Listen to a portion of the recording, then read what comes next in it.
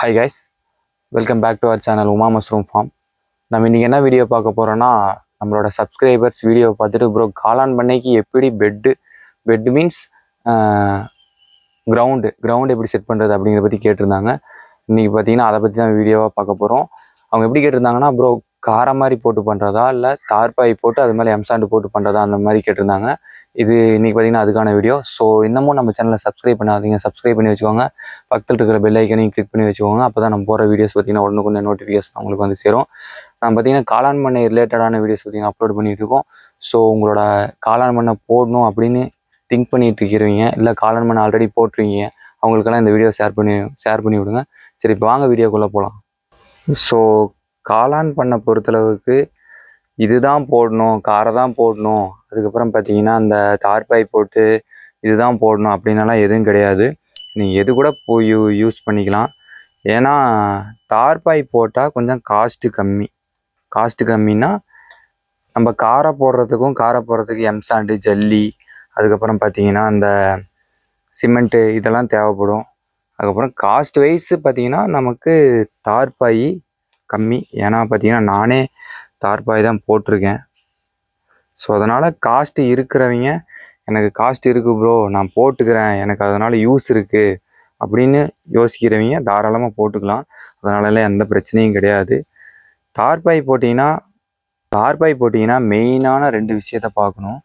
ஒன்று பார்த்தீங்கன்னா தார்பாய் வாங்கும்போது மாய்ச்சர் மெயின்டைன் பண்ணுற மாதிரி ஒரு 12 ஹவர்ஸா 6 ஹவர்ஸா மாய்ச்சரை வந்து இழுத்து பிடிச்சி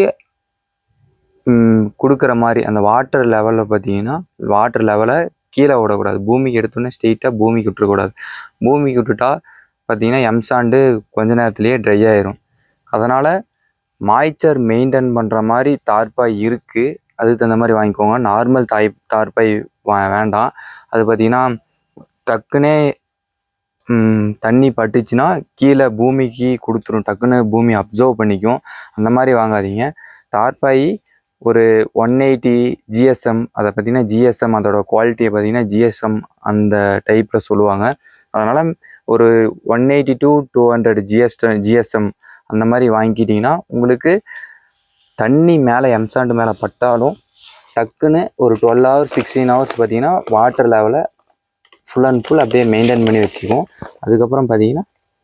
அதுக்கப்புறம் தான் பூமிக்கு பார்த்திங்கன்னா கீழே எர்த்துக்கு கீழே போகும். ஸோ அதனால் தார்பாய் வாங்கும்போது நார்மல் தார்பாய் வாங்கிட வேண்டாம். மாய்ச்சரை மெயின்டைன் பண்ணுறதுக்குன்னே தார்பாய் இருக்குது. ஸோ அந்த டைப்பில் வாங்கிக்கோங்க. நம்மளும் அந்த டைப்பில் தான் வாங்கியிருக்கோம். இன்னொன்று என்னென்னா மெயினான விஷயம், இப்போது நம்மளோட மஷ்ரூம் ஃபார்ம் 16 அடி அகலம், 40 அடி இல்லை 100 அடி எவ்வளோ கூட இருந்துக்கிட்டோம். ஆனால் அகலம் பார்த்திங்கன்னா 16 அடி இருக்குதுன்னு வச்சுக்கோங்களேன்.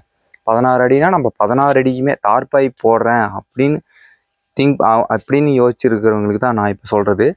என்னென்னா தார்பாய் போடுறவங்க மெயினாக 16 அடி இருக்குது நமக்கு அப்படின்னா நீங்கள் அந்த 16 அடிக்குமே தார்பாய் வாங்கிடக்கூடாது. வாங்கிட்டீங்கன்னா, அப்படி சப்போஸ் வாங்கிட்டீங்கன்னா இந்த மாதிரி இடையில பார்த்தீங்கன்னா சிமெண்ட்டு தூண் வருது. இந்த சிமெண்ட்டு தூண் இருக்கிறனால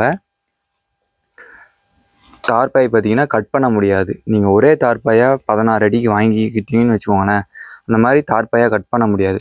இப்போது 16 அடி இருக்குதுன்னு வச்சுக்கோங்களேன், இந்த பக்கம் 9 அடி, அந்த பக்கம் 9 அடி, ரெண்டு டைப்பாக வாங்கிக்கோங்க. நீங்கள் 8 அடியாக வாங்கும்போது உங்களுக்கு பத்தாமல் போயிடும். 16 அடி இருக்கிறதுனால 8 அடியாக வாங்கினீங்கன்னா உங்களுக்கு பத்தாமல் போயிடும். அதனால் இந்த பக்கம் 9 அடி, அந்த பக்கம் 9 அடி சென்டர் வாங்கிட்டீங்கன்னு வச்சுக்கோங்களேன். கீழே இது இடையில வரும்போது கரெக்டாக இந்த இடத்துல கேப்பில் இந்த சிமெண்ட் தூண் வர இடத்துலையெல்லாம் கட் பண்ணி போட்டுக்கலாம். ஸோ அந்த மாதிரி வாங்கிக்கோங்க தார்பாய். நீங்கள் தார்பாய் தான் போடணும், இல்லை சிமெண்ட் காரை தான் போடணும் அப்படின்லாம் கிடையாது. அவங்களோட பட்ஜெட்டுக்கு ஏற்ற மாதிரி. இது பார்த்திங்கன்னா காஸ்ட் வைஸ் கம்மி. ஸோ அதனால் நீங்கள் எதை சூஸ் பண்ணுறீங்களோ அதை சூஸ் பண்ணிக்கோங்க. இதுதான் பெஸ்ட்டு அதுதான் பெஸ்ட்டுன்னு கிடையாது. எம்சாண்ட் அதே மாதிரி தான். ஒரு 3 இன்ச்சுக்கு எப்பயுமே எம்சாண்டை கொஞ்சம் அதிகமாக போட்டுக்கோங்க. அப்போ தான் பார்த்திங்கன்னா நமக்கு அந்த ஈரப்பதத்தை கொஞ்சம் இழுத்து கொடுக்கும். ஸோ இந்த வீடியோ உங்களுக்கு யூஸ்ஃபுல்லாக இருந்திருக்குன்னு நினைக்கிறேன். இதே மாதிரி காளான் பண்ண ரிலேட்டடான வீடியோஸ் பார்த்திங்கன்னா நம்மள அப்லோட் பண்ணிகிட்ருக்கோம். ஸோ நம்ம சேனலை மறக்காமல் சப்ஸ்கிரைப் பண்ணி வச்சுக்கோங்க. காளான் பண்ண போட்டுட்ருக்கிற உங்களோட ஃப்ரெண்ட்ஸுக்கு இந்த வீடியோ ஷேர் பண்ணி விடுங்க. அதே மாதிரி காளான் பண்ண ரிலேட்டடாக ஏதோ ஒரு இஷ்யூ, ஏதோ ஒரு ப்ராப்ளம் அப்படின்னா என் நம்பர் கூட தாராளமாக கால் பண்ணுங்கள், கமெண்ட் பண்ணுங்கள். ஓகே கைஸ், நெக்ஸ்ட் வீடியோவில் பார்ப்போம். பாய்.